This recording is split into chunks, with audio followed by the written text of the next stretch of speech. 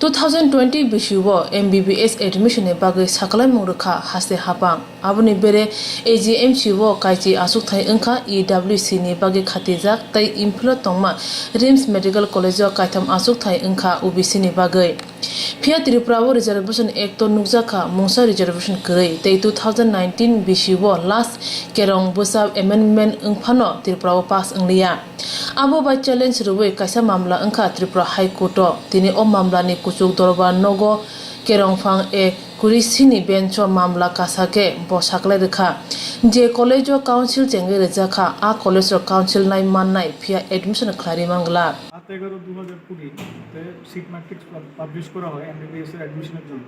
ওটাতে দেখা যায় রিমস ইম্ফলে 3টা ওবিসির জন্য রিজার্ভ সিট রাখা হয়েছিল আর এজিএমসি আগরতলাতে 10টা ইডব্লিউএস এর জন্য রিজার্ভ সিট রাখা হয়েছিল। তো এগুলো চ্যালেঞ্জ করে একজন ক্যান্ডিডেট মামলা করেছিল।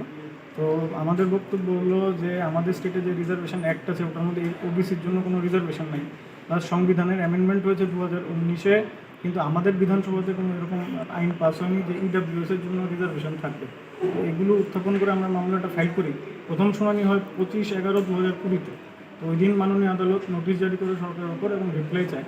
আজকে রিপ্লাইটা ফাইল করেছে। তো ইন দ্য মিন টাইম কি হয়েছে, second round of counselling start হয়েছে, 1 তারিখ নোটিফিকেশন এসেছে।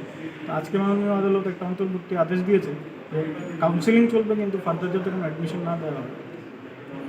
আজকে কার কোর্টে উঠেছিল? মাননীয় চিফ জাস্টিস এই প্রদেশ